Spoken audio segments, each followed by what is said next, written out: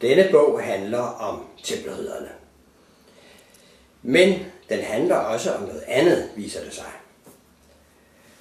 Når jeg i det følgende afdækker tempelriddernes egentlige formål og plan, kommer bogen pludselig til at handle om vores, altså menneskets, forhold til tro og religion.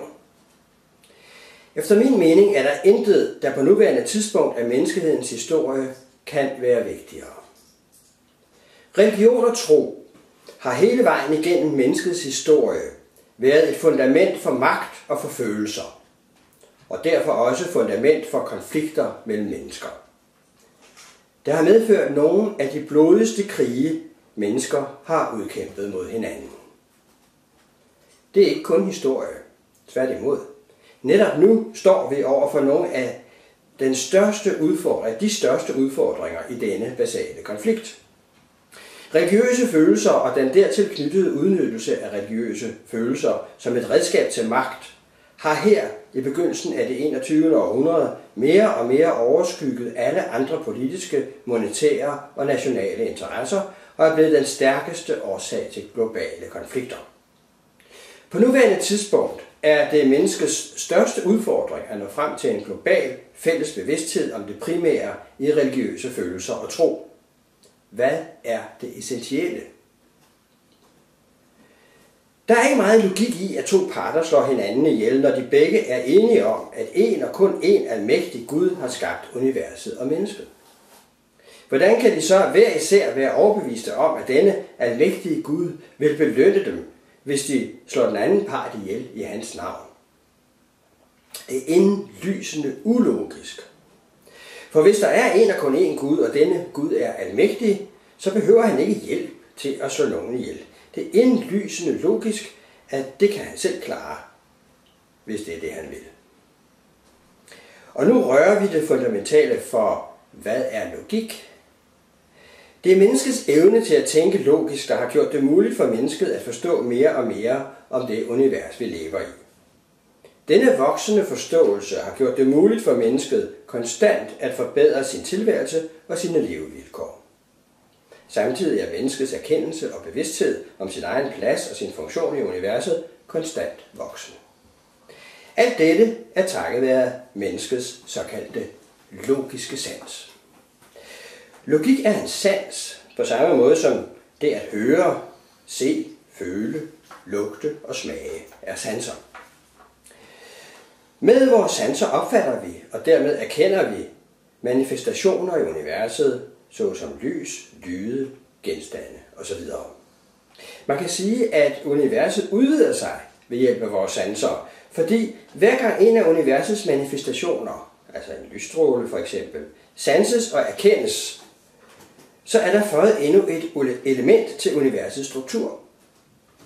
Lysstrålen eksisterer nu også i universet som et billede af lysstrålen.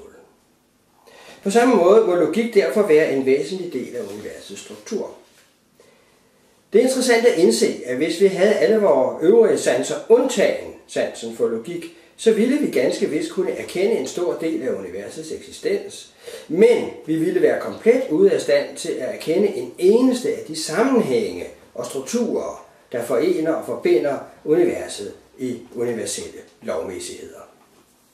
Ikke en eneste af disse universelle lovmæssigheder, som de for eksempel er erkendt og beskrevet gennem historien af intelligenser som Archimedes og Pythagoras over Copernicus og Newton til Einstein, ikke en eneste af disse universets lovmæssigheder og dermed universets sammenhænge ville vi være i stand til at erkende uden vores sans for logik.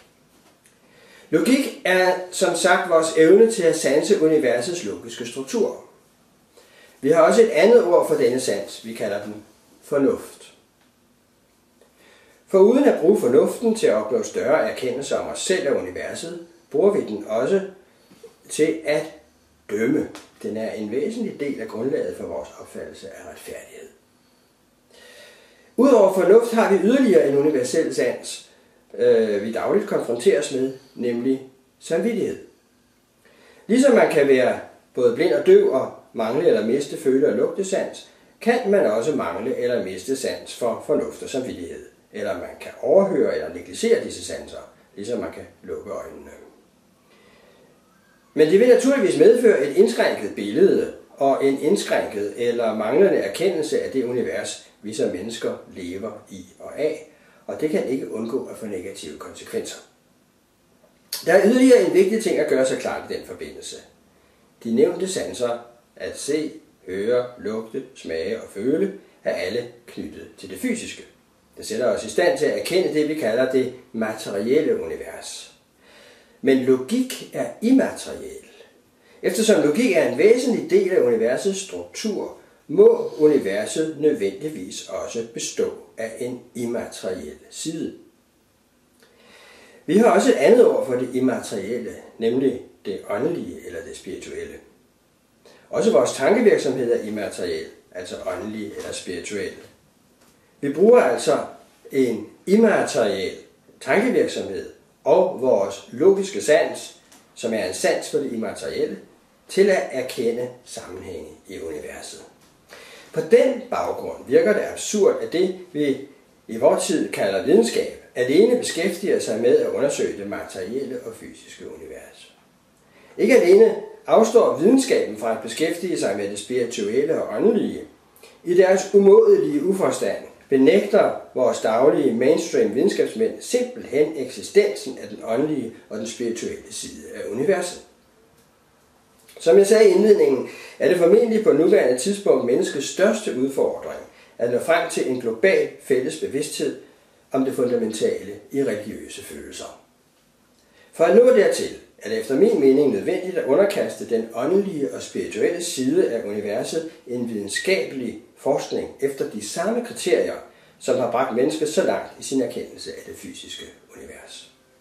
Det vil sige at befri verden fra kirkernes og religionernes patent på det åndelige, som er baseret på dogmatik, og erstatte det med en voksende fælles erkendelse baseret på logik. Når, eller hvis, vi når frem til dette stadie af menneskets udvikling, vil det sandsynligvis medføre en renæssance på linje med den renæssance, der i 1500-tallet førte frem til oplysningstiden. Oplysningstiden fra slutningen af 1600-tallet og 200 år frem er perioden, hvor den vestlige verden til sidst, på et videnskabeligt og logisk grundlag, vinder slaget mod kirkens og religionens dogmatiske billede af det fysiske univers. Det blev begyndelsen på den udvikling, der førte direkte frem til vores nuværende indsigt i sammenhængene i det fysiske univers, og som har medført vores høje teknologiske udvikling og medicinske fremskridt og de dermed forbundne forbedringer i menneskets levevilkår. Og nu er vi så tilbage til tempelridderne. For på de kommende sider vil jeg påvise, hvordan tempelridderne allerede i 1100-tallet var i gang med et videnskabeligt funderet opgør med den katolske kirkes dogmatiske lære.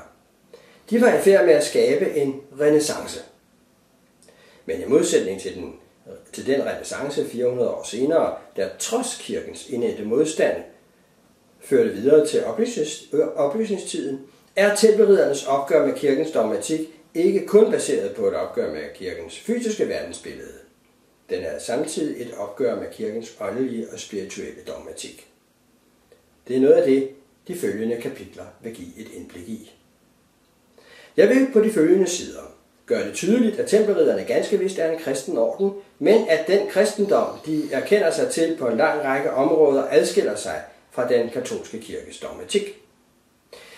Jeg vil påvise, hvordan ordenen fra begyndelsen har lagt en plan, der sigter mod et fremtidigt opgør med kirken, dens magt og dens dogmer. Jeg vil sandsynliggøre, hvordan denne plan bliver justeret i slutningen af 1200-tallet under hensyn til de bitre erfaringer, ordenen på dette tidspunkt har gjort sig. Jeg vil resonere, hvordan denne justerede plan efterhånden er blevet den indirekte årsag til den vestlige verdens nuværende holdninger til demokrati og menneskerettigheder.